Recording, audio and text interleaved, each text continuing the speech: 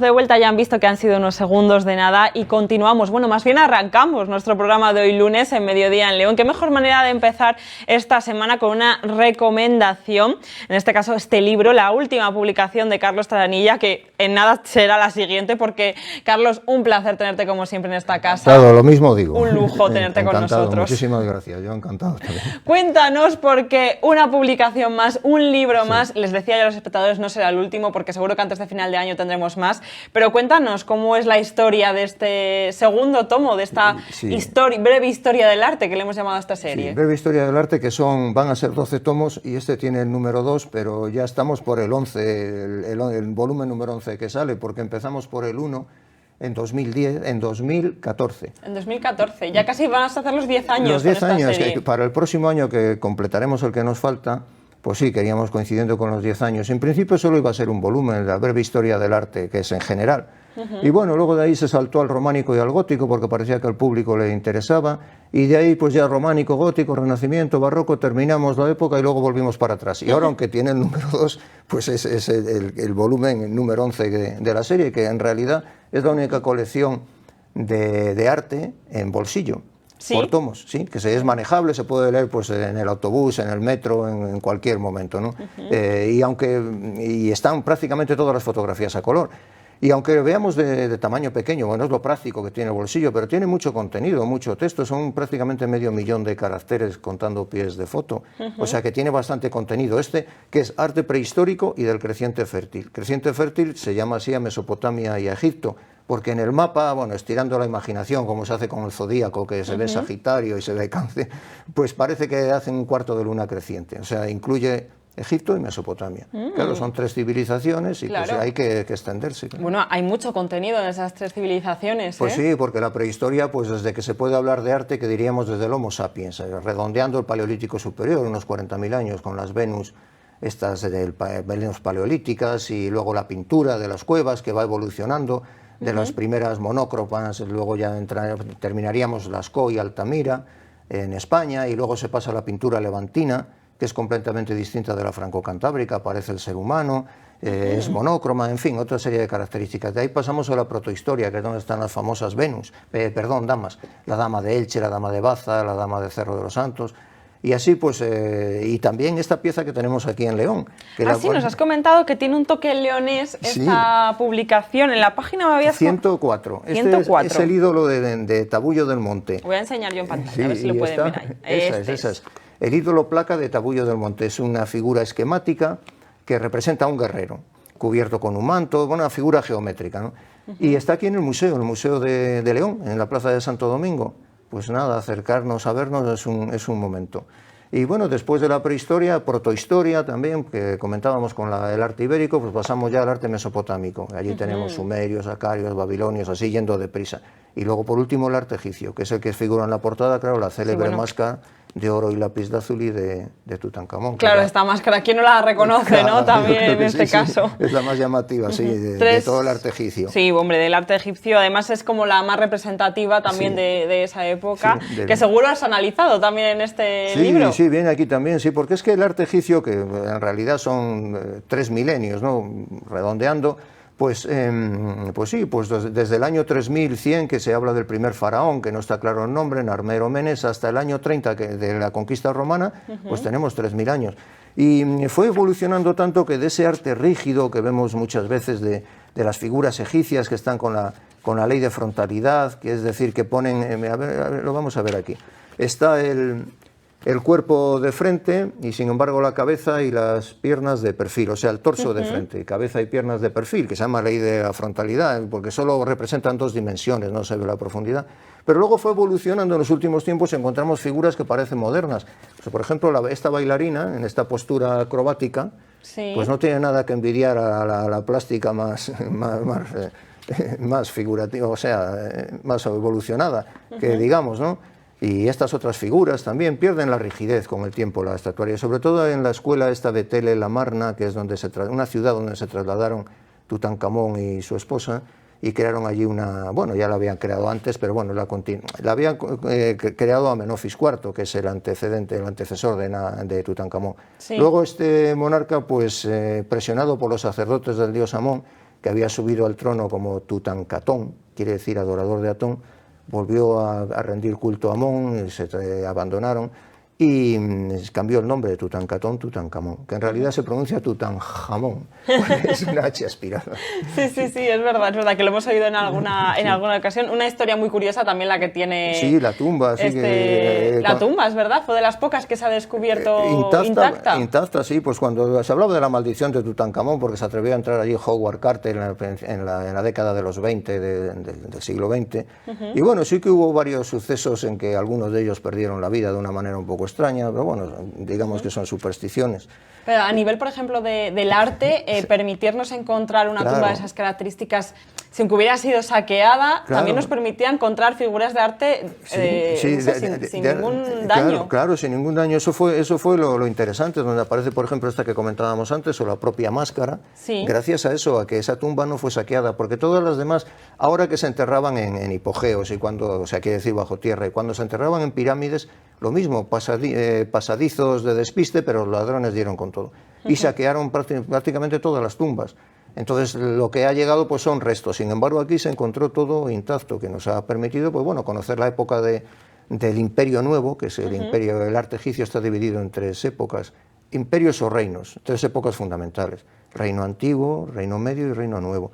Y luego ya llegan las invasiones y al final la época de la conquista romana. También tenemos lo más conocido, que es donde van los turistas, donde hemos ido los turistas, el templo de Abu Simbel, con las 4 estatuas gigantescas del faraón que lo mandó construir, de Ramsés II. Porque además es curioso que, de hecho, la figura que más conocemos del antiguo egipcio es casi Tutankamón por esa tumba, y realmente es de las más pequeñitas, de las más humildes y de los faraones que menos tiempo reinó. Sí, porque murió joven. Se pensaba que había tenido un atentado, un golpe, porque cuando se analizó el cadáver se le sometió ya en la momia. En 2010 se la sometió a un proceso de esto, a un TAC moderno. Entonces, moderno. Se encontró una lesión en el cerebro, pero debió de ser el descubridor, un nervioso cuando estaba en el cráneo, tenía un hueco, cuando estaba abriendo el sarcófago. Sin embargo, se vio que tenía una necrosis en una de las piernas y entonces por ahí debió de tener un cáncer óseo. El hecho es que en la tumba se encontraron muchos bastones y se pensaba que era una afición que tenía, y sin embargo no lo necesitaba para caminar. Era suya, objetos que él necesitaba en su día a día. Además, una historia muy curiosa. Seleccionar, imagino, de tantos siglos de historia, es difícil, lo que has decidido incluir en este libro no ha debido de ser nada fácil. No ha sido fácil, y luego he tenido que recortar muchas, porque me había pasado, estaban 150 y me dijeron en la editorial, tienes 2 opciones, o ponerlas como sellos de correos o quitar las 50. Bueno, tanto como 50 no, bueno, llegamos a un arreglo y me quedé en 100 algo, 120, y claro, de prehistoria, Mesopotamia y Egipto, pues ¿cómo no vas a poner? Claro. Y se echarán en falta otras, es natural. Pero bueno, es un libro de bolsillo, no falta ninguna pirámide, no falta la esfinge de Gizeh, claro, la pirámide de Keops, que aún tiene el recubrimiento exterior de caliza, este pico, que cubría toda la pirámide en otro tiempo. Muy curioso cómo evolucionan, además, con el paso de los años. Sí, van evolucionando, sí. Claro, estas pirámides son de base cuadrada. Y claro, se cree que... ¿Por qué construían pirámides? Pues puede también que fuera, hay muchas explicaciones. Un reflejo de la jerarquía egipcia. En la cabeza estaba el faraón y luego debajo estaban nobles, sacerdotes, y en la base pues el pueblo. No existían esclavos en la sociedad. Los esclavos eran los enemigos capturados en las guerras. ¿Quiénes construían las pirámides? En general los campesinos, cuando la época de la crecida del Nilo, hay 3 épocas en Egipto, una de ellas es el Nilo inunda todas las tierras, luego se retiran las aguas y deja la tierra con un limo fresco, muy propicio para cultivar.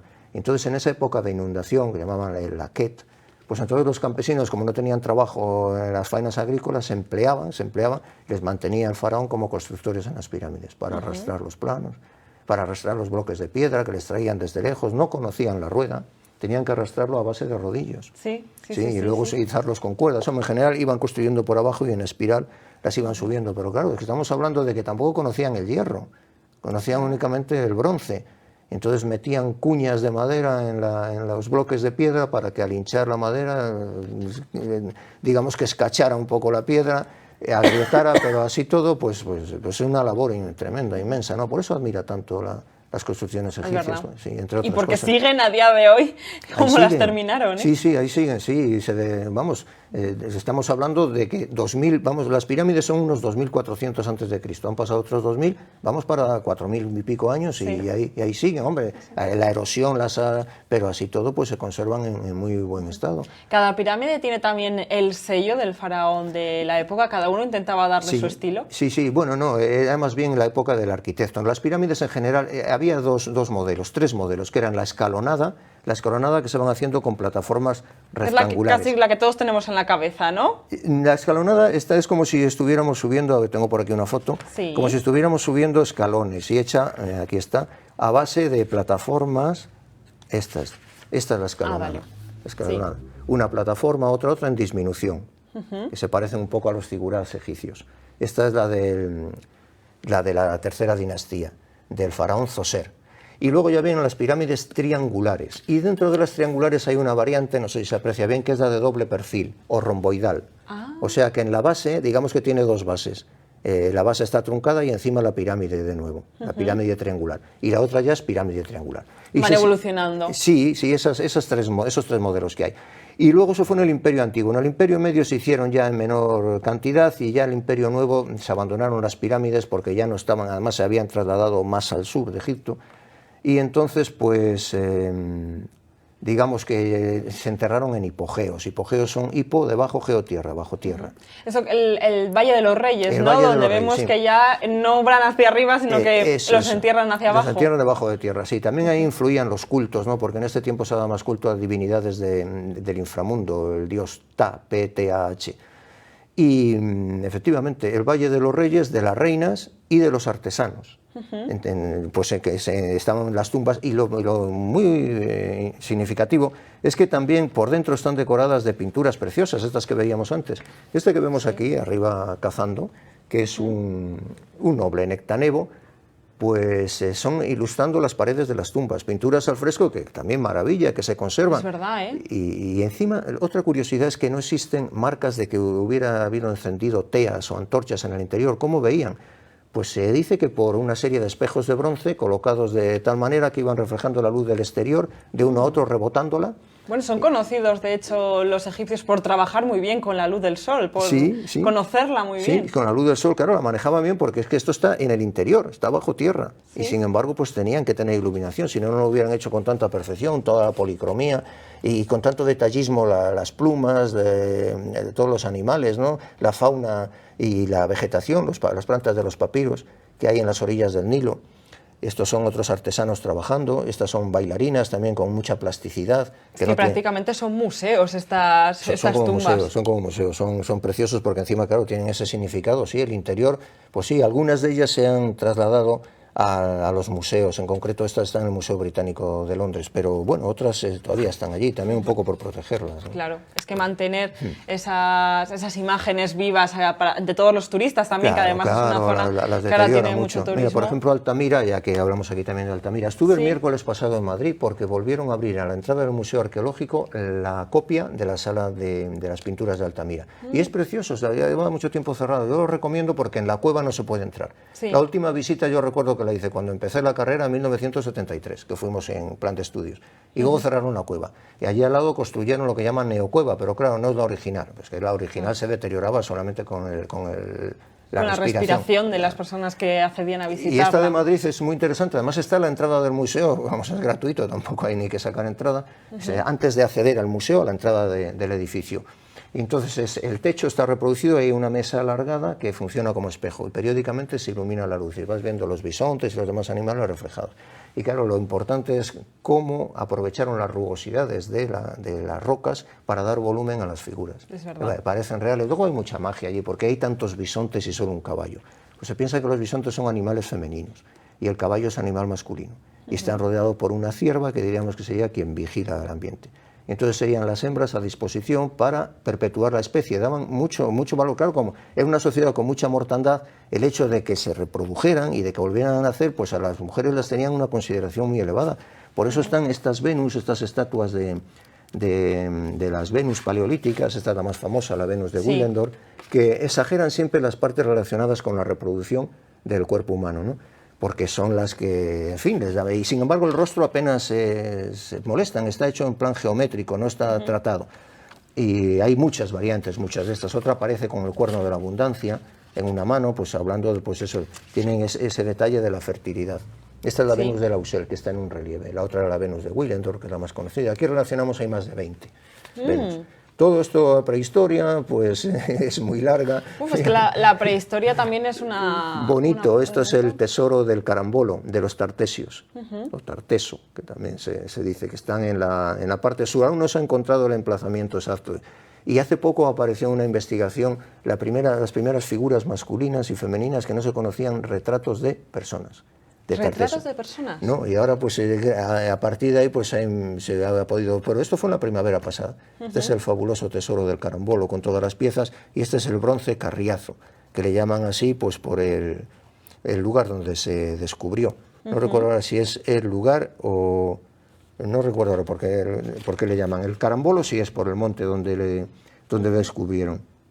No, el Carriazo es por el arqueólogo que lo encontró. Ah, por el arqueólogo. Juan María Carriazo. Le dieron Vemos además en esa prehistoria la evolución también, ¿no?, de las edades. A medida que ellos van aprendiendo a utilizar diferentes materiales, todo eso se ve plasmado. Claro, también se ve mucho, arte. porque la pintura de la prehistoria, un investigador francés ya de hace tiempo, Leroy Gourhan, lo clasificó en 4 estilos. Entonces el primer estilo pues es el más tosco, y el último es el de Altamira, que se mete ya en el magdaleniense, que es la última época del Paleolítico Superior, hacia 10.000 años, el magdaleniense 4. Todos esos nombres vienen de lugares donde aparecieron los primeros restos. La mayoría en Francia, porque era el país que en el siglo XIX, cuando comenzaron los estudios, iba a la cabeza de las investigaciones, y por eso magdaleniense de la Madeleine, la zona cerca del Pirineo francés. Aciliense, eso ya es mesolítico, achelense, todos esos son paleolíticos, en fin, gravetiense, solutrense, magdaleniense, todos esos son de esa época, ¿no?, de las investigaciones. Hasta tal punto tenían esa soberbia los franceses que, como todo el mundo sabe, no quisieron reconocer como auténticas en principio las pinturas de Altamira, porque les parecían tan perfectas que, bueno, pues tenía que ser una falsificación. Esas pinturas que descubrió de casualidad una niña de 9 años que iba con su padre pues sí, la niña María, iba con su padre, el ingeniero Marcelino Sáenz de Sautuola, pues un poco de campo, ¿no?, que él era muy aficionado. Y entonces, mientras el padre estaba por allí observando, pues ella vio un pasadizo y entró corriendo y salió llamándole: papá, unos bisontes. Y entonces entraron dentro y ya dio a conocer el descubrimiento, pero vamos, que en principio que los franceses, que eran los que dirigían las investigaciones, pues no los quisieron dar por ciertos, que entonaron el mea culpa más tarde cuando se tuvieron que rendir a la evidencia, porque las pinturas suyas de la cueva de Lascaux, que hasta entonces se tenían por las más perfectas, claro, si las de Altamira eran las primeras, las suyas eran las segundas. Claro, claro. Se resistieron todo lo que pudieron hasta... Pero al final no les quedó de otra que rendirse a la evidencia, como bien has También dicho. en las Islas Baleares hay estos monumentos. No sé cómo vamos de tiempo, yo es que si me dejan... Bien, tú tranquilo, yo te dejo. Bueno, estas son las taulas. Las taulas de Me dicen que casi, pero tenemos tiempo. Bueno, Cuéntalo, entonces voy a contar esta y una leyenda que le gusta a mucha gente. Estas son las taulas, las llaman así porque taula en lengua vernácula significa mesa, una piedra vertical y una horizontal. Se cree que encima se colocaban los cadáveres, pero no está claro. Y esta otra es la naveta. Espera, ¿ahí dónde lo tenías? Que al revés, ahí lo ven bien. Vamos a ver, la naveta que le llaman así porque tiene forma de nave invertida, trapezoidal. Y si os fijáis, le falta una piedra arriba. Sí. Yo siempre contaba que esto es por una leyenda, decía en clase yo, a ver quién se atreve a ir a colocarla. Está en el suelo y nadie la ha colocado. ¿Y por qué? Pues hablo de una leyenda que en otro tiempo, en la isla, un príncipe de una parte del reino y otro de la princesa de la otra parte de la isla se enamoraron y se iban a casar, pero ella le puso como condición que construyera primero la casa en la que iban a vivir, sin ayuda de nadie, para probar que la quería de verdad. Y entonces el afanoso se puso a construirla y cuando le faltaba la última piedra para colocarla, el último esfuerzo no pudo con él, le cayó encima y murió. Y entonces la que iba a ser su casa se convirtió en su tumba y el príncipe se enterró dentro. Dicen que para que nadie alcance la maldición del príncipe, nadie se ha atrevido a colocar. Mejor la dejamos piedra. donde está, ¿no? Y ahí está, lo cierto es que está en el suelo. Está ahí, pero nadie decide moverla por si acaso, así que... Algún chaval que decía, yo la voy a ir a colocar. Bueno, hace el viaje, pero ahí está muy bien. Carlos, ¿dónde podemos conseguir toda esta colección al completo? Bueno, pues se está distribuyendo y yo creo que en cualquier librería, si no lo tienen allí, yo sé que Pastor, por ejemplo, los tiene expuestos. pero en las demás librerías de León, pues si no lo tienen, lo piden y la distribuidora se lo trae. Eso es, sin ningún problema, ¿no? En este caso es el segundo, tienen un total de 11 tomos, 11. Falta el 12, que en nada también lo tendremos ahí disponible para todos ustedes. El siguiente, pero, a ver si ¿cuál es para el otro año. siguiente? El siguiente pues es el arte oriental. ¿El arte oriental, qué es el número? Hará el número 3 de Hará el aquí, número 3, pero completa los 12 volúmenes. El arte oriental cogerá arte islámico y con él el hispano-musulmán, o sea que la Alhambra, la mezquita de Córdoba, y luego ya vamos a Asia, al centro de Asia, el arte hindú y budista, y luego nos vamos a Extremo Oriente, porque hay que hacer un resumen de todo. Claro. China, Corea, Japón e Indochina. En fin, en plan de una cultura resumen. muy interesante también. Claro, sí, pero ya que haces una colección, pues tienes que completarla toda, ¿no? Aunque digamos que, en fin, aquí en Occidente, pues yo, por ejemplo, en la carrera esa no lo dimos. Claro. Porque, claro, hay que ir seleccionando, pero claro, una colección tiene que tener de todo. Por supuesto, además así, cumpliendo esos 10 años, cogemos el tomo número 12 y como que es un cierre también muy perfecto. Sí, para mí en 2014 sí, ahora ha empezado la otra serie de museos y bueno, no sé si a cuántos haremos, hemos hecho 3 y tenemos proyectado otro que es el de Londres.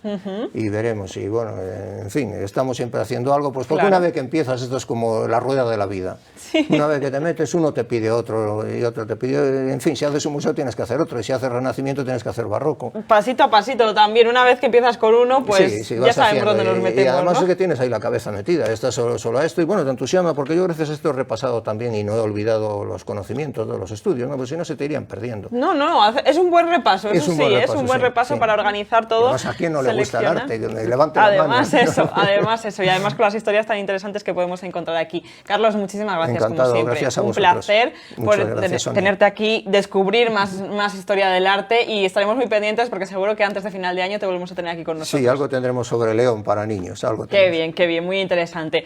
Y antes de nada, por cierto, antes de irnos unos instantes a publicidad, quiero recordarles a todos ustedes que sean nuestros corresponsables de pueblo. De hecho, aprovecho porque Carlos hace poco nos envió él mismo unas fotografías enseñándonos la romería de tu pueblo, ¿era verdad? La fiesta de la Virgen del Rosario en Herreros de Rueda, la procesión. Eso es, la procesión, que él me contaba fuera de cámara el recuerdo que tenía además de antaño, ¿no? En otro tiempo, sí, cuando iba más gente, o, bueno, digamos que era como más abundante, pero sigue teniendo ese valor y ese sabor para los que somos de allí de la tierra y de los pueblos pequeños, que no se pierdan las tradiciones. Eso es, y nosotros lo que queremos hacer precisamente es que no se pierdan y darles un poquito de visibilidad a través de esta sección que tenemos, donde queremos conocer sus pueblos, donde les pedimos que nos